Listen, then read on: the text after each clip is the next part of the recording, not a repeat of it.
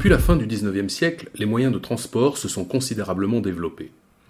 La marine à moteur a progressivement remplacé la marine à voile et les bateaux sont devenus de plus en plus gros.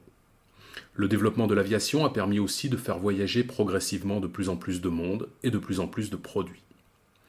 Enfin, en 1858 est installé le premier câble télégraphique transatlantique. Aujourd'hui, toutes les parties du monde sont connectées par des câbles sous-marins sur lesquels circulent les données d'Internet ou par des relais satellites. Les réseaux de communication sont très denses. De plus, après la Seconde Guerre mondiale, les moyens de transport ont été standardisés. Les conteneurs apparaissent sur des bateaux de plus en plus grands, à partir desquels ils peuvent être transbordés sur un train ou un camion, limitant ainsi les temps de déchargement, ce que l'on nomme les ruptures de charge, accélérant donc la circulation des produits. Les progrès des moyens de transport et de communication, couplés à la standardisation des conteneurs, ont généré un spectaculaire essor des échanges et ont facilité la mondialisation des productions.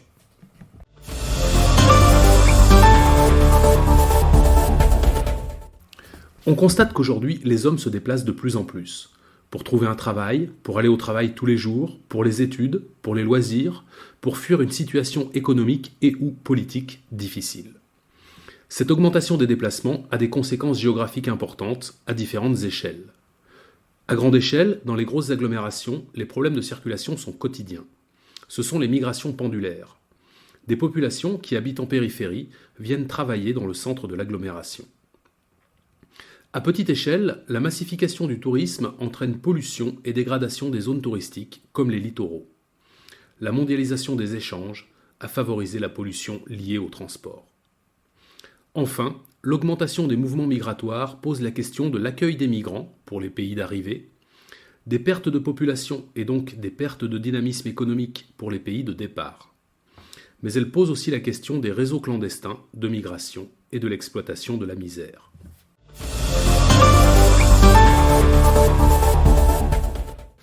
L'économie est organisée à partir des trois centres d'impulsion que sont l'Amérique du Nord, l'Europe et le Japon-Asie du Sud-Est.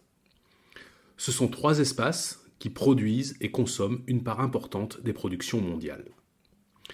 Autour de ces trois centres, on trouve une périphérie intégrée, les BRICS, pays en développement, dont l'économie progresse et dont la consommation est tirée par une bourgeoisie en plein essor. Et on trouve également, autour de ces trois centres, une périphérie marginalisée, composée des pays pauvres d'Afrique, d'Asie centrale et d'Amérique latine. Ces pays connaissent un fort retard de développement et sont très en marge des systèmes d'échange mondiaux.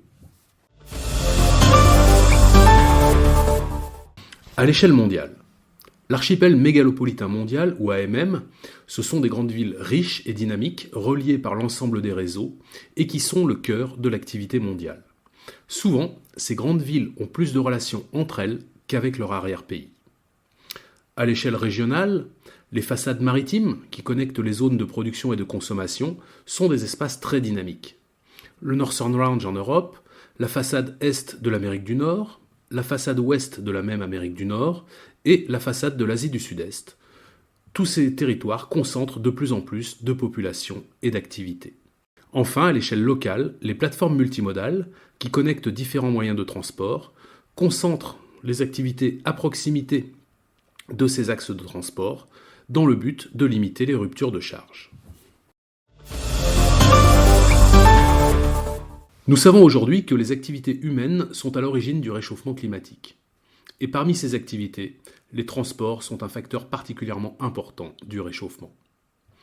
Ce réchauffement climatique entraîne une montée des eaux et permet paradoxalement l'ouverture de nouvelles routes maritimes, les passages du nord-ouest et du nord-est.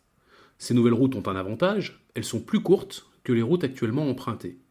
Mais elles ont aussi un inconvénient, elles passent par des zones qui étaient jusque-là protégées par les glaces et qui seront désormais exposées aux pollutions. Enfin, les transports maritimes, aériens, routiers sont une cause de pollution importante qui nuit à la santé des populations.